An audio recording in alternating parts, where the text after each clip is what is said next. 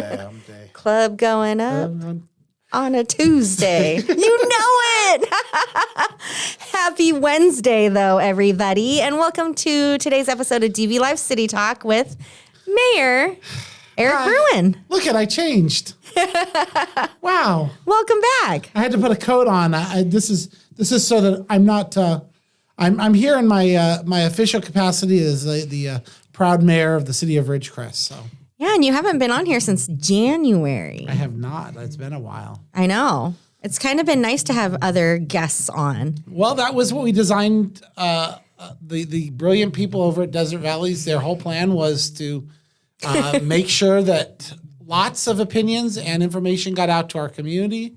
They were sometimes the spaghetti that we throw on the wall is actually really brilliant. They were a strategic partner with the city from day one in terms of our communication goals that this council laid out from the beginning, and we're so excited to see how it's changed so much.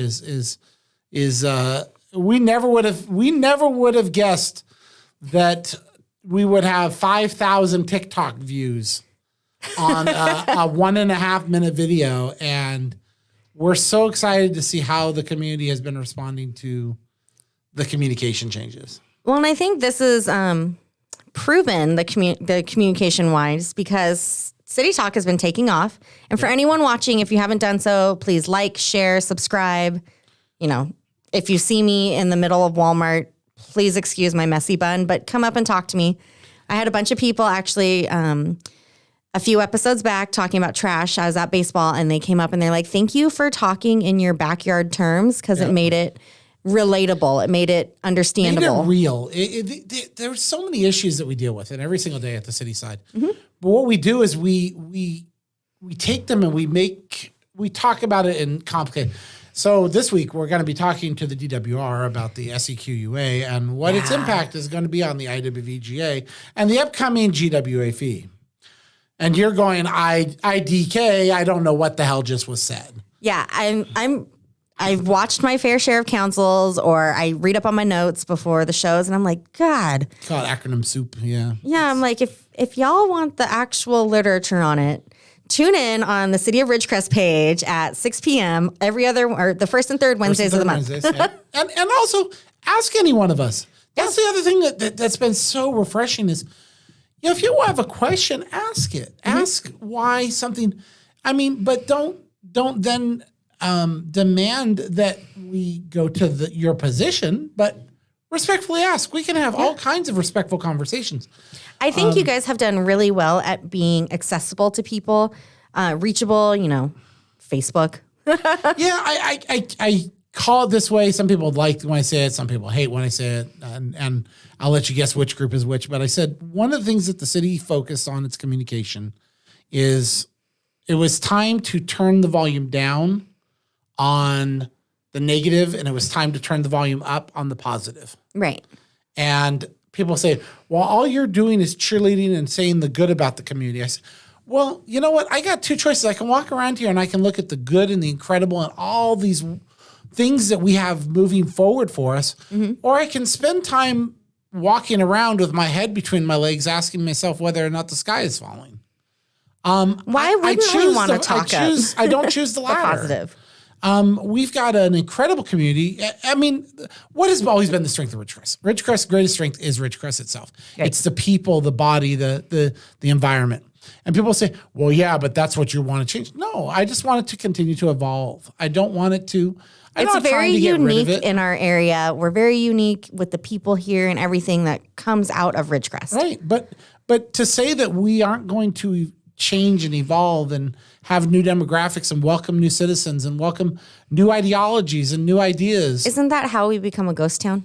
If we don't evolve? That's how you become extinct. That's how you become something that people know that they can't change. And it scares off entrepreneurial investment, okay? Mm-hmm. And that's the one thing we've seen over the last 24 months that is we're getting exposed to in a greater way than we have in a long time. I had JP Lake on earlier this year talking about entrepreneurs and everything that they're doing with their projects, and it's fantastic. And he's like, We need more from Kern. We want more entrepreneurs more. from Kern. And we want East Kern to see Ridgecrest as the gem that it is. Right. We should be the gem. We should be the king capital of East Kern in terms of tourism, hub mentality, what we provide in terms of services and resources. And the best way to accomplish that is through a positive community message, a positive economic message.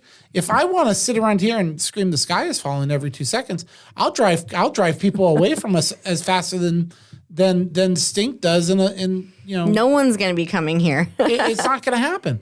So what we've done is we've just taken a different approach to our attitude. We know our lanes, we know our roles, we know exactly what each of us is trying to accomplish as a council person and as a unified council. Okay. And we're focused on building those things. And look at what we've seen already in just the last 12 months. I mean, we've seen 2 new coffee places in the Starbucks and Dutch Brothers.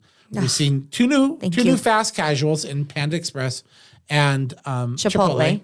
Everyone asks me, when's the hotel going to open? When's this going to open? We see a lot of progress on the affordable housing. We have, just in like a week's time from driving, I was like, whoa, they are like going. They are going. We have $6 million of infrastructure investment that we're going to get out of that construction in terms of curbs and gutters and sidewalks. You see it every single day somewhere in town with the race construction. Well, and that was something Travis, I just had him on talking about that and getting rid of the like super dips in the street and everything. That helps. Like that's funding that helps. Did he talk about the Ward super dip? And Yes, he did. He's like, keyword, remember everybody, if you go through that stop sign at the speed limit. Yeah, at the speed limit, it's not such a dippy. But, I mean, Ward is a perfect example of a big arterial. But people would say, well, why haven't we done it yet? Well, guys, it's a $5-6 million project. We've applied for grants. We found money. We've gotten other street support. Yeah, shout out to all you guys for all the grants that you guys have written applied for. And then the other thing is then we also take like the technology. I know Travis had a chance to talk about the laser imaging and yes, all of these cool things. They make for us to be a better city because we start taking proactive approaches to things rather than reactive approaches. I do want to shout that out again. It's this fantastic. Oh, that's cool. It's like cameras that like scan the whole street and you can see. Yeah, it's kind of like if you imagined a scanner over this table and it scanned the table and then it told you what the level or pits were in the individual and the levels. different faults and where's it at. And it also ties where that pit is to a GPS location. Okay? Oh, okay. So as that thing's scanning, it's actually mapping it from a satellite positioning. And is it every 15 feet, I think he said? It's something like that. But you can know that within this block of area, we have 3 dips, this issue. And then the other thing it does is we get such a level of understanding of our streets that we don't run into something that just happened here recently. Okay, so this is a perfect example of where the city's doing so many things right now. We can always run around and scream "Chicken Little, sky's falling." Yep. Okay, it's real easy to say "the sky is falling" and react to "the sky is falling" every single time if somebody else sees something that they feel is negative. But what we don't see is people understanding that they should be shouting from the rooftops about the positives. And this is an example. We went into a road that we discovered had been built in the 40s. Okay. And the substrata and everything else about the road was non-existent. Is this road Franklin? Mm-hmm. See, Travis, I paid attention. And we start to work on it. Okay. And we drill these core samples and we find out there's no road underneath it. It's dirt. It's dirt. Right? Yeah. And this is the way we would solve it before. Well, just slurry over it and we'll move on. And then with this current project that's coming, there's plans to repurpose the part of Ward, like part of pieces of Ward that's coming out. Oh, you mean this as it's coming up? Yeah, pieces that are able to be used as base. Yeah. Correct, yeah. But ultimately what we did is we spent an extra $500,000. People say, why would you spend $500,000? There was no road. If you're questioning, please go drive down this road because last week we were driving past it to go get something else. And I was like, oh, go turn down this way. And Darren's like, I'm not turning down that way. My husband was like, no. And I was like, no. And he's like, no. Yeah. So the fact that he even knew beforehand, before I could even drive on that street. Yeah. And we sing that. Franklin. God, what was the name of Dana Street? I don't know why it's escaping me right at the moment. I can't remember what Dana Street is, but hers just got resurfaced too. Okay. But the idea is that here's at the end of the day is the point, is we have a choice to just glaze over the project, which is what we have done as a community over and over and over again. And the reason why we glaze over it is because we don't take any time to strategize how we do it right. It's kind of like reusing the Band-Aid. It kind of sticks. Right. But, in a couple more years, you got to put another. Dan's was Wilson. We did Wilson. That was another one that had massive problems. Mm-hmm. And this was a case where our public works director understood that it was better to stop the project, redo the project, regardless if we're going to spend $500,000 more, and do it right. It's just going to last so much longer. That is it's investing. It's a testament to what we're trying to do. It's not about just doing. It's about doing it right or trying to do it right. And hey, guys, how many? I can't remember how many times I've been asked with the race construction and the asphalt fill or the and the metal poles, plates or the metal plates or any one of these. The reason why they're there is those are temporary. They're not permanent solutions. They are temporary solutions. The asphalt fill is so that somebody doesn't trip and fall. I will attest to that because I think it was on a Tuesday. They had those metal plates. They dug on Monday, had those metal plates on Tuesday, and by Friday they were gone. Right. They're pretty quick. They're working through a very, very large project that's got another year to go. And those extra poles, if anyone wants to go back and look at my most current episode with Travis, he talks about the buddy poles, the reasons behind them, and why everything. They're there, and they're all purpose. There's a lot of reasons behind all these things we're doing. But what happens is we do it in front of somebody's curb, and it becomes why did you do this in front of my house, or why is this box over here instead of over there? We're working through all those. There will never be. Here's an Ericism I've learned in the 18 months in office. It is, and I knew it before, and I just know it even more. There is never a plan that will satisfy everyone, and your goal is not to satisfy everyone. Your goal is to satisfy the majority of the citizenship and for it to be in the best interest of the citizenship. My favorite Ericism is from the EOC when you just throw the script and you're like, the script's out. So throw it out. Yeah. I do that every now and then.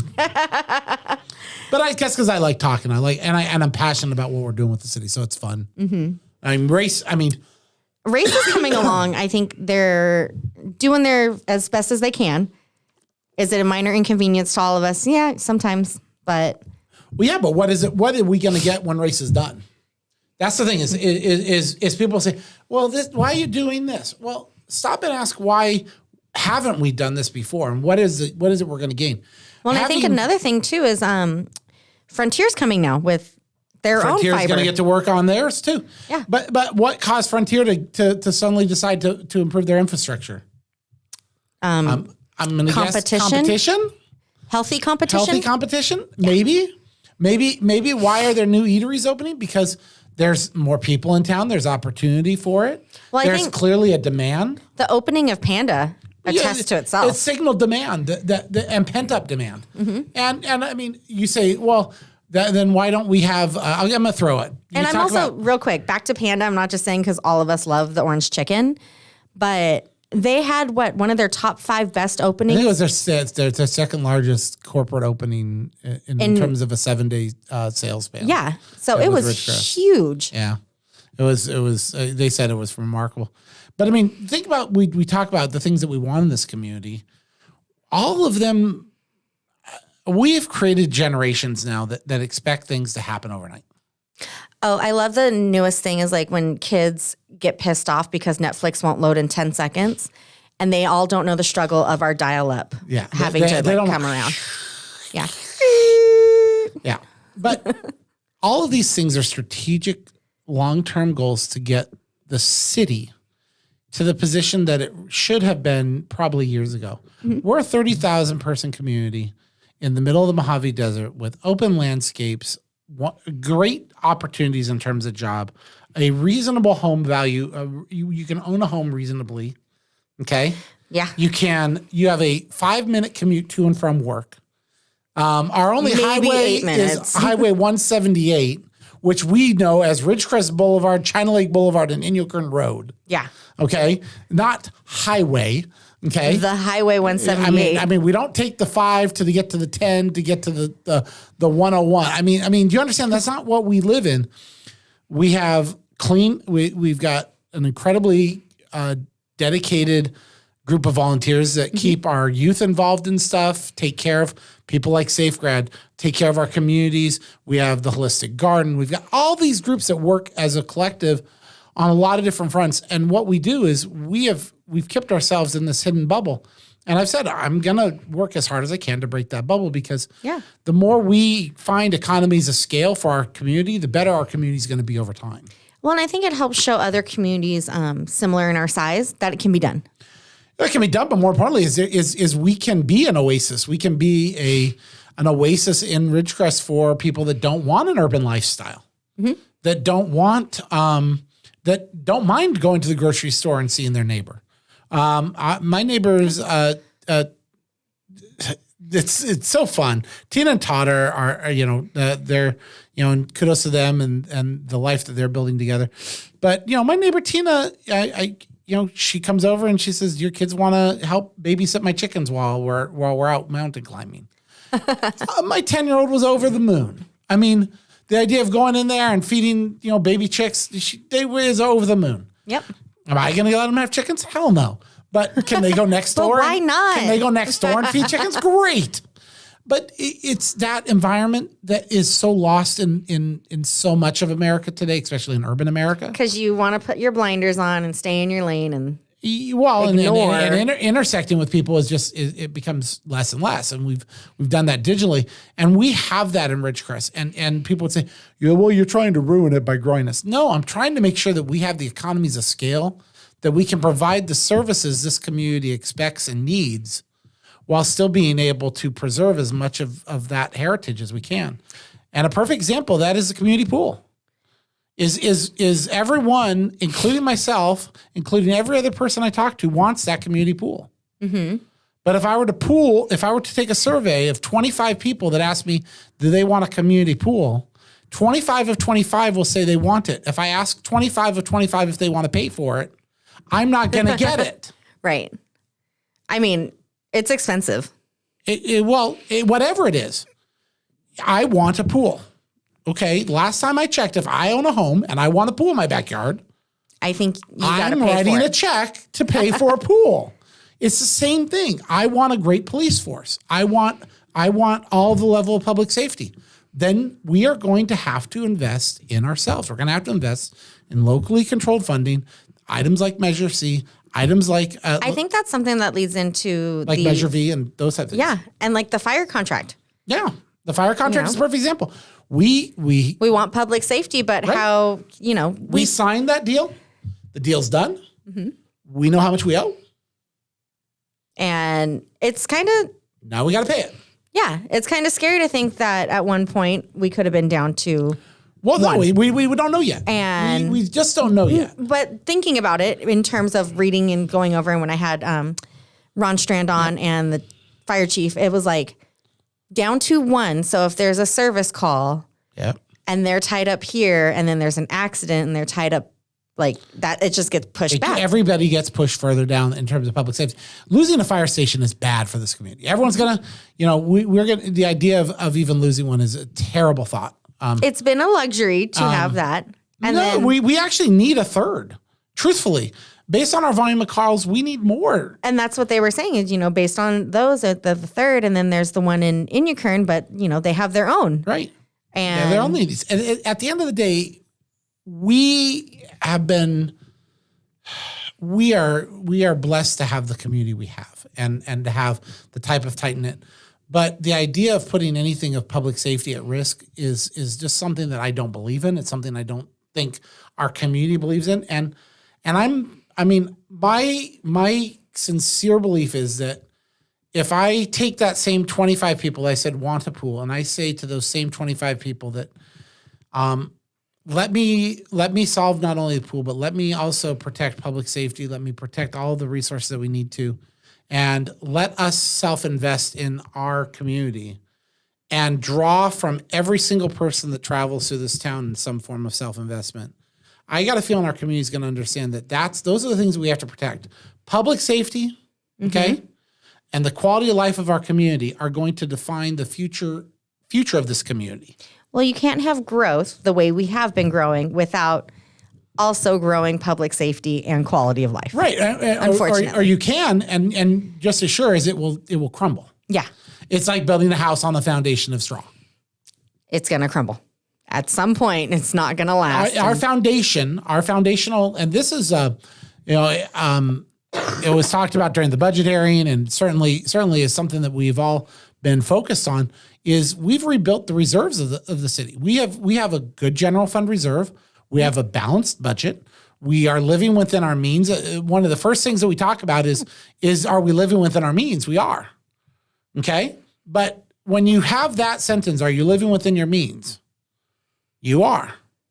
But the moment that the prices go up on everything, your means have to either change, which means you either have to sacrifice something or you have to find new revenue. There's no middle ground. And I feel like with the inflationary, everyone's feeling that. Everyone's feeling it. Nobody likes it. I don't like it any more than you do. I don't like paying $20 for my bacon. I don't like. I went to my son's first communion. Happened. It was wonderful. We had family over, and my son's needed ranch dressing, and it was I think $11.49 for the largest ranch dressing. And I was shopping by price per ounce because my first thought was, I need to be able to make sure that I know they're going to go through this bottle in a week. That is wild. And that's the type of things that we're talking about. And I don't relish the idea that we're going to potentially make it more expensive on this community or anything of that nature. But what I do relish the idea of is I want to make sure that anything that's coming in revenue-wise for this community is first and foremost locally controlled and locally funded. Mm-hmm. The longer we sit and whine about what Bakersfield's not doing or how Sacramento's screwing us or how corrupt Washington is just another argument that doesn't deal with what's in front of us, which is the community and the citizens of Ridgecrest. So tying into that, there was an article that came out that stated building like hell. Yeah. So I got quoted a Rotary. So there's a meeting. Quote there. Yeah. So, I mean, when I speak at a club. You want to elaborate on that a little? Yeah, sure. When I speak at a club or those things, I usually am speaking off the cuff.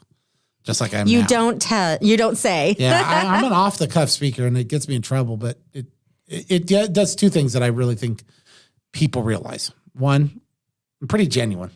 It makes you a human. I'm genuine. Mm-hmm. I'm not. I mean, you can call everything I say out of my mouth is BS, and that's fine. You know, I have fans that believe that. But I'm genuine, and so I was talking at the Rotary, and I said, if the citizens in the community get on board with me, my first goal is to build like hell. And what I was talking about is, I mean, just right now, and this is before we either address revenue and we get some other things.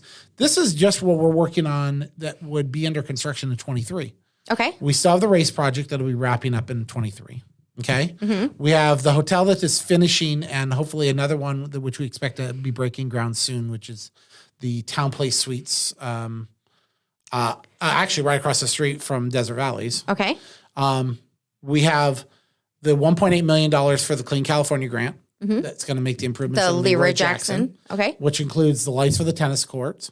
All of the repairs, shade structures, and the shade structures, and new ADA, path, right? All that. Okay. We have all the rework that's getting ready to be done on the tennis courts from America's Rescue Plan and the lighting. Mm-hmm. Okay. We've got the shade structures and the structures around the softball fields. And if people want to know more about that, look back at the episode with Narissa. Just call. I mean, the information's out there. Trust me, it's there. The shade structures at the skate park, the shade structures at the softball field from CFBG funds, or CDBG, Community Development Block Grant, CDBG. And that's just in that area. Then $1 million investment by the county of Kern into Leroy Jackson Park and Petroglyph Park. Mm-hmm. You have the continued investment we hope to see from the judicial side. I don't think we'll start to see that break ground 23. But everything I just mentioned, all those parks things, are all things that are approved for 23. Okay. On top of businesses coming as well. On top of businesses. Okay. On top of $3 million worth of roads works. I'm going to throw it out there. Y'all going to see me in line at KFC and want them French fries. Yeah, the amount of road work that's being done. The amount of improvements. Kerr McGee Center. Kerr McGee Center has been a gem for this community, but so many people don't realize the age that it really is. Okay?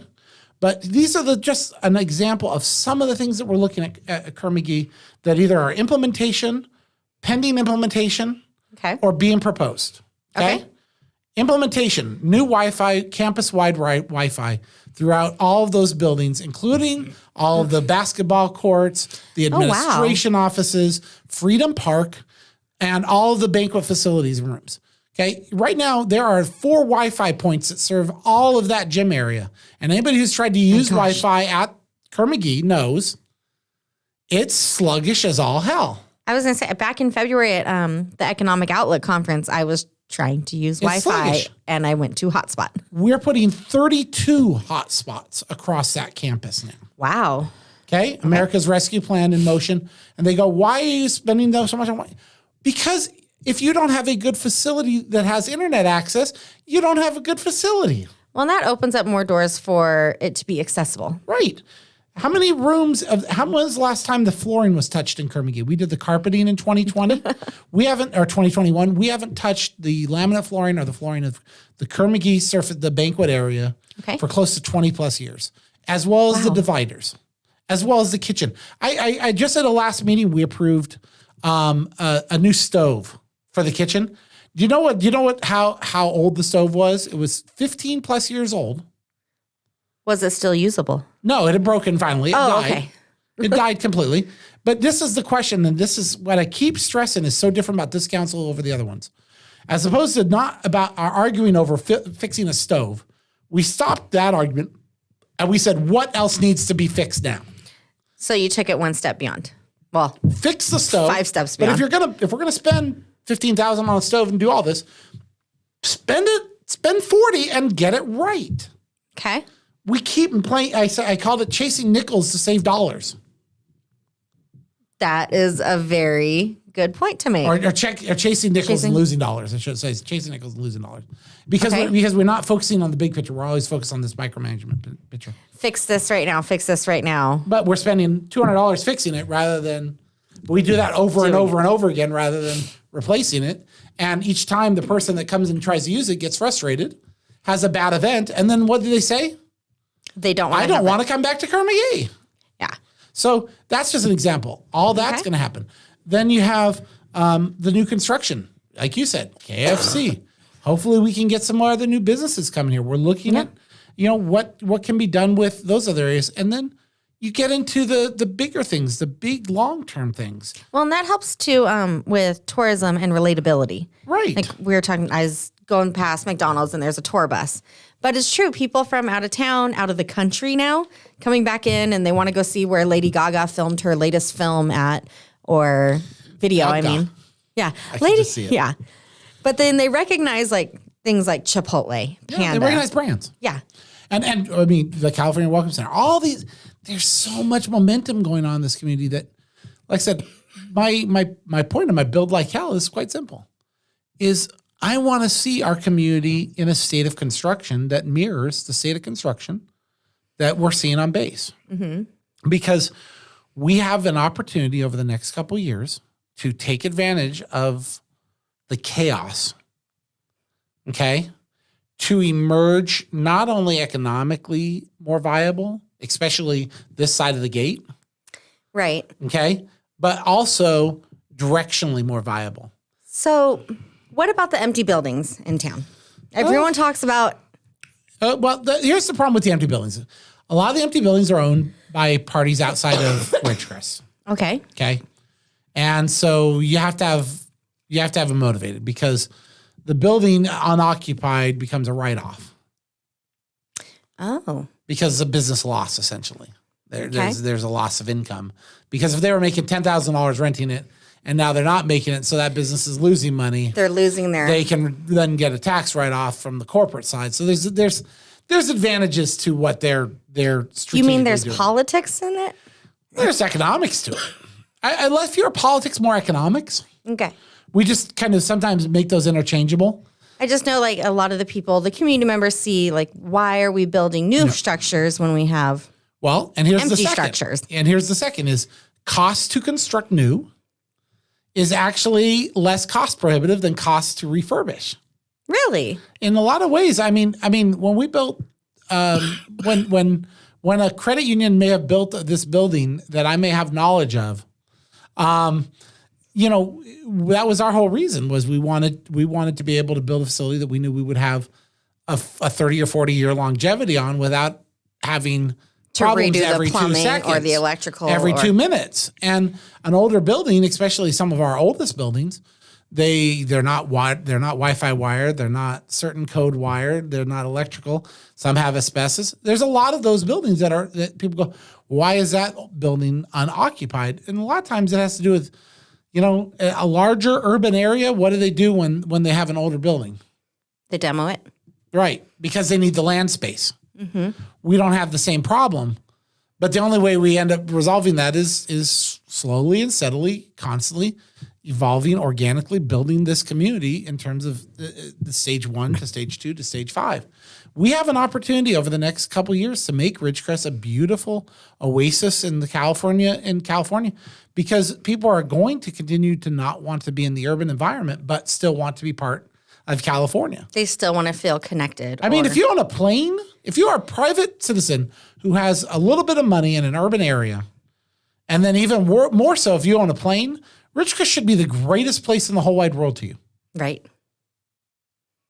Because you could come and go. Wherever you It's need access. to go with ease. Mm-hmm. If you don't, and then they say, well, but you don't have the doctors or we don't have this. We have an incredible hospital. We have an incredible hospital. We've got an incredible number of resources in our community. We have an incredibly dedicated police force. We've got a great set of county firemen. Everyone keeps going around. They go, well. No, it's a beautiful place to live. It's a beautiful place to be. But we keep trying to pretend like it's 1990 instead of it's 2022. Oh, can it be 1990? I mean, they had Dunkaroos, like the original Dunkaroos. I was 14. No. It's a very confusing age. Very, very confusing. And lots of blockbusters. Yeah. Internet didn't. Well, they have the parachute plants that were like paint splatter. I still had to use a rotary phone. That's all I'm going to say. Fun fact, my grandfather still uses a rotary phone today. See? In 2022. There you go. And it is like the baby food pea green. Yeah. See what the true was. But that's what I'm really excited about. I'm excited about seeing where we drive Ridgecrest, especially over the coming years. And it's not just about one thing. It's, I said during the 2020 campaign season, I said the biggest concern that I had was the dominoes that would come from COVID. Mm-hmm. And we're seeing those dominoes with inflation. We're seeing it in how employment has changed. And we're seeing it in a lot of little areas. Well, my biggest concern now going into 2022 is how do we respond to those dominoes to take advantage of the opportunities or to be buried by the opportunities? COVID opened opportunities. This remote workforce idea that has now begun to emerge. Yeah. If you are a hiker, a OHVer, somebody who likes to fish, and somebody says, why would fishing be important in Ridgecrest? Because in case you didn't notice, the Eastern Sierras are incredible fishing locations. Let me tell you. Exactly. My household, at least once a week, is finding a day to go fish right now. And if you want the hub of services, regional medical, employment opportunities, reasonable cost housing, and the ability to finish your day at 5 o'clock, hop on your dirt bike, and drive out of your garage, that is what Ridgecrest can be. Yeah. But we have to solve all the other pieces that make for that quality of life to work in comparison. And that's things like public safety. Yep. Okay, that's things like schools. If I'm going out on my motorcycle and I get hurt, am I going to get a response? Right, but it's also in if I'm choosing a remote work location, that remote work location better have the things Good that I'm looking connectivity, for. So I'm not kicked off from my work Zoom. Yeah, not just the connectivity, but the value, the quality of life values that I expect from. I can work anywhere in the world, so it better have the qualities that I need, that I want and desire. Which I guarantee you, at the top of everyone's list is public safety and schools. Yep. Okay? Affordable, quality housing is something there. Traffic is something that's there. Yeah. Okay? But at the end of the day, I promise you that people aren't picking whether or not to live in Ridgecrest by whether or not it has a Target. Well, I mean, Target. No, they're not picking Oh, yeah. Ridgecrest because it does or doesn't have a Target. If it had one, it'd just be nice. It would just It'd be a nicer. bonus.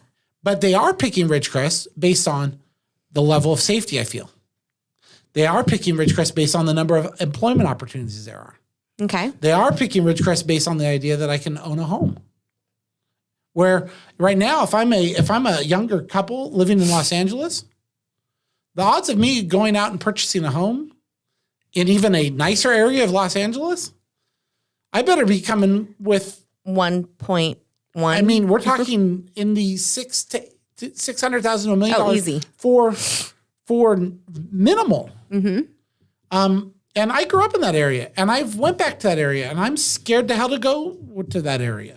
My godmother, she does real estate in Newport. And let me tell you, the listings that she has, I'm like, what the?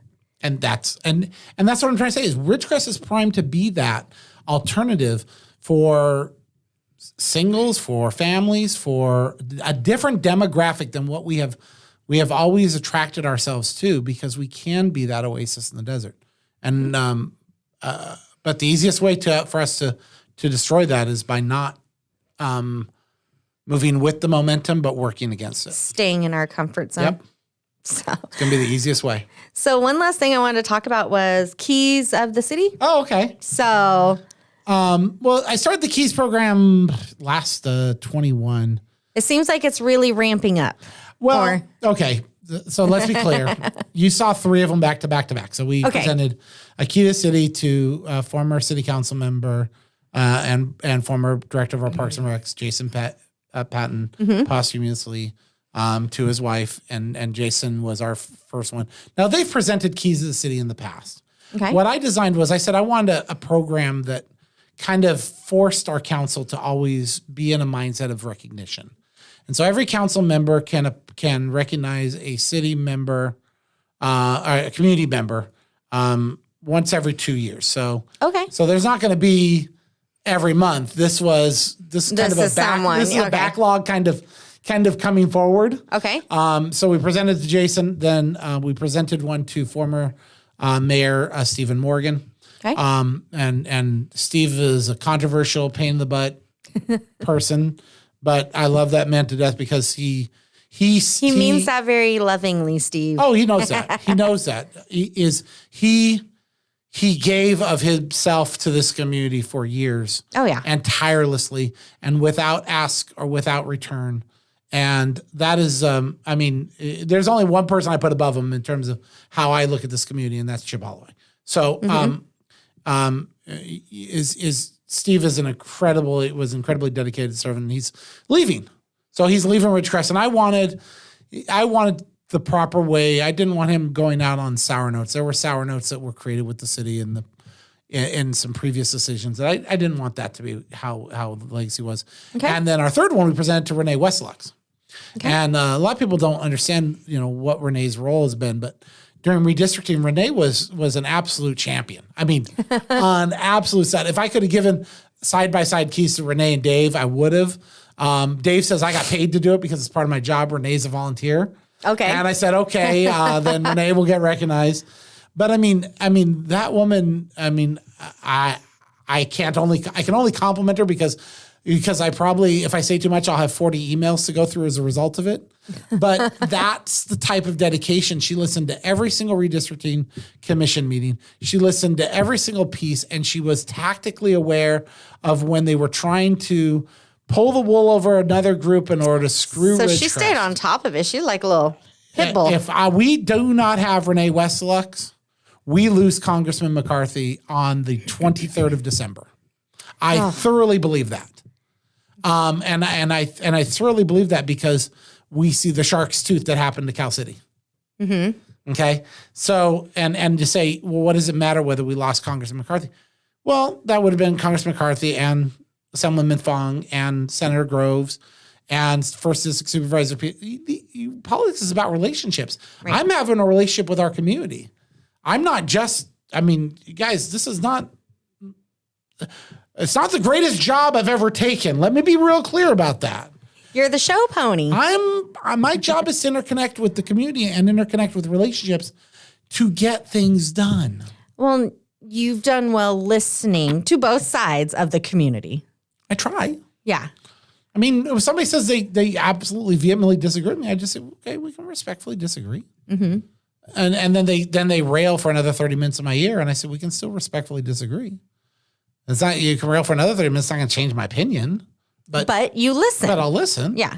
But I'm not going to argue about it. I'm not going to get into I think that's just part of the narcissism that we have in society today. Mm-hmm. And the other thing that we do really wrong as a society is we get so upset with what's happening in Sacramento or Washington that we let it translate to what's happening in Ridgecrest.